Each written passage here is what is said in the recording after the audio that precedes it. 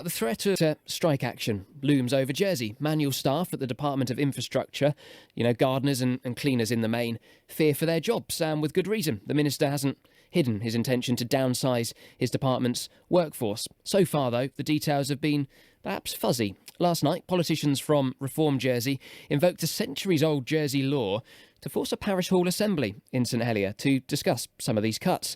The motion was to seek support for a Reform Jersey proposition that, if adopted, would mean any plan for 12 or more redundancies would have to be approved in the State's Assembly. At the moment, they don't.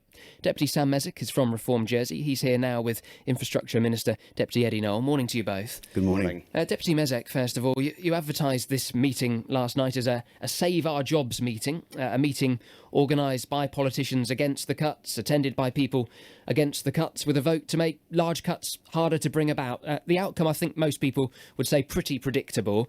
Was last night a stunt rather than a real debating platform? Well, no, I think we were doing what the government hasn't done, which is that we wanted to meet face to face with the people whose lives are potentially going to be destroyed by what the government are trying to do to them, and find out what they've got to say, see if they've got any alternatives that they prefer the government looked at instead, rather than throwing them onto the scrap heap. Deputy Noel has not met face-to-face with the workers' representatives throughout this whole time that this negotiation has been going on. That is completely wrong. And what we're trying to do is do what the law exists for, which is to bring these issues out into the public domain.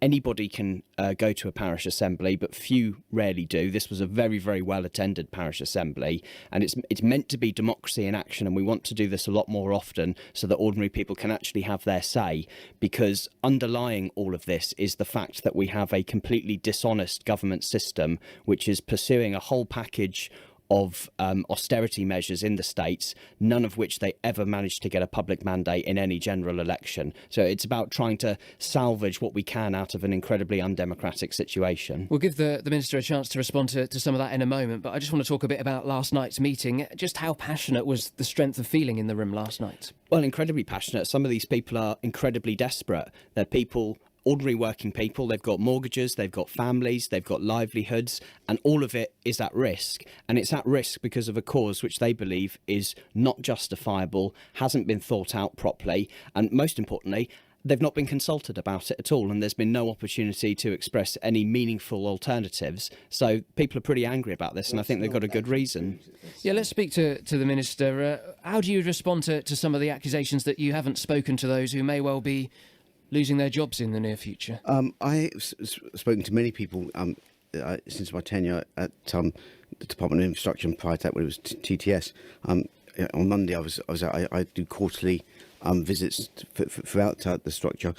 Deputy Mézec mentions that there hasn't been any consultation. That simply isn't true. In what way have you consulted? Our officers have consulted on a weekly basis. Our officers consult on a weekly basis with the full-time convener.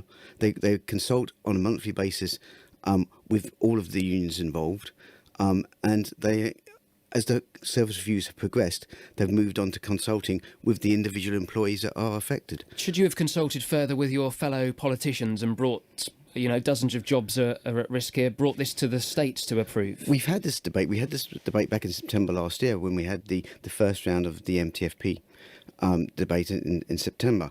It was quite clear that we set out our stall. We wanted to make changes to the tune of £145 million in the way we spend our money. Some of that is actually to cover a structural deficit, about 28 million.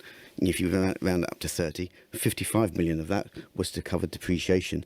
And the rest of it was actually reinvesting it in frontline services, reinvesting in our health service, reinvesting in our education service, and growing our economy. So we set our stall out over a year ago. And part of that 145 is 70 million to come from our payroll costs. 70 million out of a total payroll of 360 million pounds is a significant figure. Clearly, and you can't do that without reducing your headcount. Yeah, everyone knows that you need to save money, but the criticism seems to be of the way you've gone about doing it. And campaigners say you've gone back on an election promise to protect jobs. Did you make that promise? No, I didn't make that promise to protect jobs.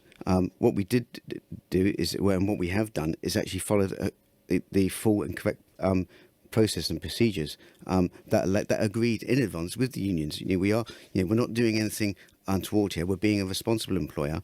I believe that this particular reform proposition actually is being irresponsible to employees to find out whether or not you've got a job at the end of a state's debate over say your radio station or in the public alley or forever or through other media, and not to actually be told face to face and actually have the support there to go through the options that are available to you is not a good process. So to have to wait for a 6-week lodging period and then to find out about your future from a state's debate, I don't think actually is being a responsible employer. Deputy Mézec, do you feel reassured by what your state's colleague is telling you there and saying? I'm taking no lectures on process whatsoever from a minister who put an advert in the Jersey Evening Post informing these workers that their jobs were going to be put out to private tender before any attempt had been made to personally contact them about them. That was disgraceful, and you have no right to lecture others, Eddie, once you've done that. But can I make this point? He said that he didn't promise to safeguard jobs. This is simply not true, and I've got the quote in front of me. Eddie, when you stood for TTS Minister in November 2014, just after the general election, you had 20 minutes of questioning before the vote was on who was made Minister. Can I finish, Eddie? I've got the quote. The head count. Exactly, you did. You said, I do not intend to reduce that 500 workforce. But since then, Deputy Mézec, the world has changed. And oh, that's absolutely not true. What a disgraceful argument you're about to make. The council has just decided to invest substantially, some £60+ million in our core line services. We're expanding our health service. We're expanding our education service. We're spending money on boosting our economy. I'm sorry, but the world changed from November 2014 to when we lodged the MTFP in the summer of 2015. The world changed because the council ministers decided that we did need to invest substantially in our health service. We do need to invest in our education service. Is the minister allowed to change his mind on things? Of course he is, but what Eddie has just said is a complete lie, of course. At the general election in October 2014, it was known behind the scenes that there was a substantial public spending deficit. That's something that occurred when Eddie was Assistant Treasury Minister, and not one of them had the good grace to be honest with the public about terms of we knew there was an element of structural deficit. We didn't know what that figure was. It turned out to be, from memory, either 26 or 28 million pounds. But we just 145 million. No, it's not. It's 145 million of reinvestment. The actual structural deficit element of that is 26 to 28 million pounds. Were you lying when you made that comment? No, certainly not. Why weren't you at the meeting last night, Minister? It was a parish meeting. It wasn't a public meeting. So, but it was a public meeting. It wasn't a public meeting. It was a parish assembly, and I didn't receive an invite. And if you don't receive an invite to a parish, if you're from another parish, it's not appropriate to go. There was an advert in the paper saying, "Come along." It's not. That was for parishioners to go along to their parish assembly.